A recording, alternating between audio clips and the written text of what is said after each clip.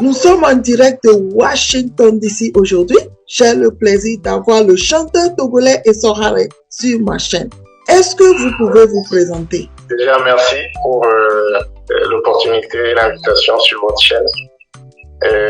À l'état civil, je réponds au nom de Changai Toyuyuma, de Chichao, pour les fans. Mon nom d'artiste est Essorare, qui veut dire Divine Grâce, pour ceux qui ne comprennent pas le kabye. Vous êtes un chanteur kabye et vous avez commencé votre carrière au Togo. Vous pouvez me dire où est-ce que vous habitez en ce moment? Actuellement, je vis au Sénégal.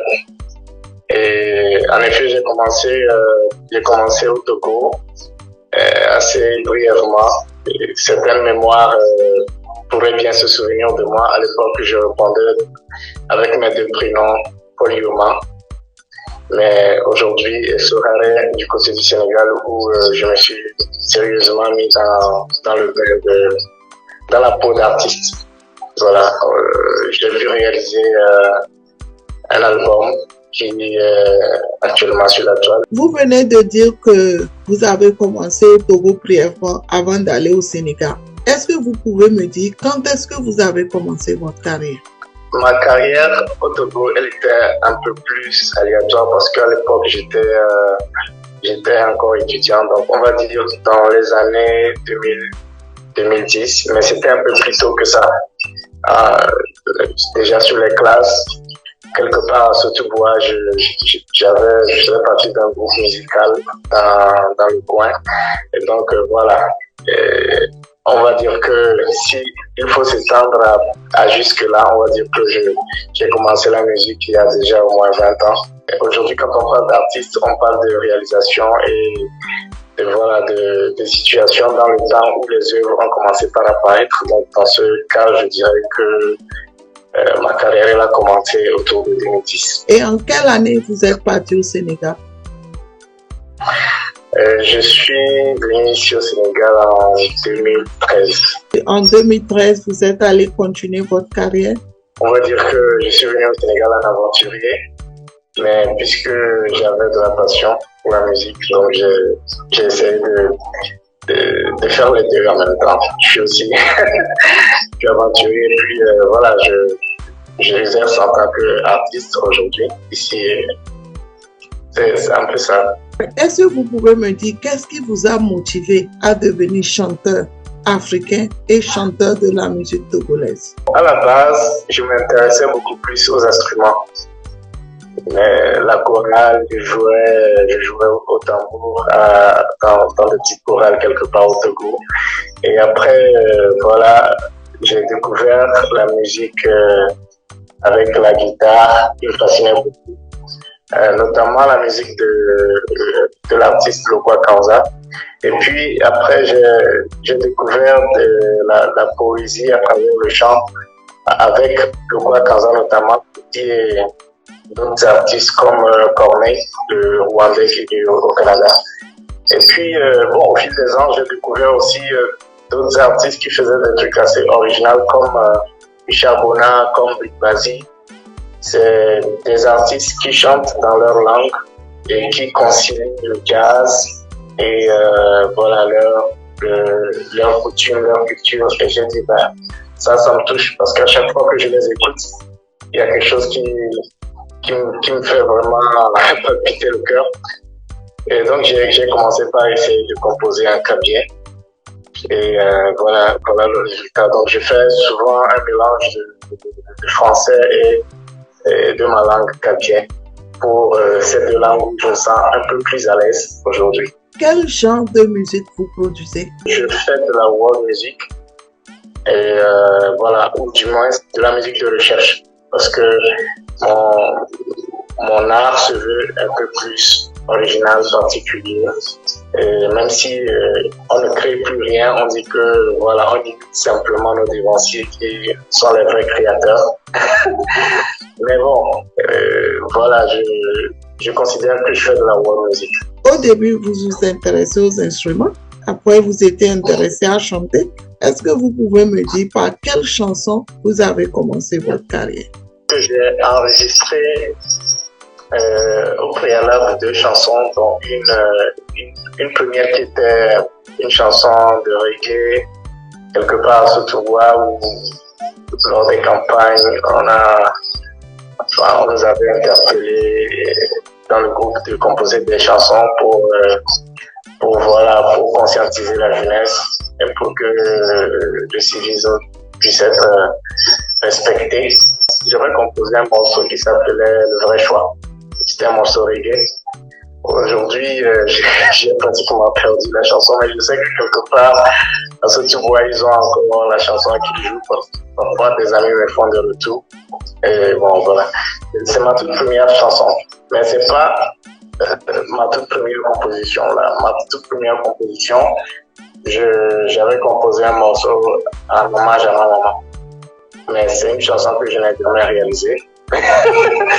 Et que je redonne juste pour mon plaisir et pour elle parfois quand je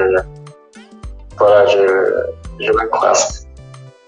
Après, j'ai enregistré mon idéal, malheureusement avec une étape et ça n'a pas fonctionné, mais le titre il est là. Les gens se l'écoutent et voilà. Donc mes réalisations professionnelles ont commencé beaucoup plus avec mon titre C'est plutôt Paradis qui a ouvert le lancement de mon album, actuellement disponible en ligne. Je peux comprendre par là que tu as sorti beaucoup de chansons, tu as plusieurs chansons, même tu t'es inspiré, tu as fait hommage à ta mère à travers tes chansons. Est-ce qu'aujourd'hui tu peux me dire si tu as déjà reçu des awards? J'ai eu des distinctions par le passé parce que j'ai participé à quelques événements, notamment certains petits festivals au Togo, avant de venir par ici. Mais le tout premier award que j'ai décroché, c'est celui de SK. Tu viens de dire que le dernier award que tu as eu provient de Solidarité Cabier-Amérique. Je voulais vraiment te féliciter. Et tu peux me dire en quelle année tu as reçu cet award? C'est cette année que j'ai reçu. Par le passé, j'ai eu des distinctions. J'ai eu des distinctions marquées par des attestations, mais ce n'était pas des awards. Puisque vous êtes un chanteur d'origine togolaise et que vous habitez en ce moment au Sénégal, est-ce que vous pouvez me parler en fait de votre expérience en tant que chanteur de la chanson africaine, togolaise et sénégalaise? La vie d'artiste en tant qu'étranger, c'est mon unique grande expérience en tant qu'artiste, chanteur et étranger ici au Sénégal. C'est très compliqué. Le marché n'est pas ouvert à tout le monde aisément. Mais quand même, depuis un certain temps, j'ai commencé par avoir des contacts qui commencent par être assez intéressants, qui commencent par me regarder comme artiste et qui m'invitent par moment sur des petites prestations. Donc, je peux comprendre par là que ce n'est pas du tout facile d'être un artiste au Togo et en Afrique. C'est un domaine assez complexe. Et nous savons qu'aujourd'hui, l'univers musical est envahi et surtout la jeunesse et la musique pop prennent un peu plus d'espace. Et nous voulons des musiques assez réfléchies, assez originales. Nous ne sommes pas forcément ouverts à tous les espaces. En Afrique, c'est assez complexe. Certes, ici au Sénégal, c'est aussi un cas particulier parce que la musique là est très vendue. Quoiqu'elle reste une musique beaucoup plus du terroir.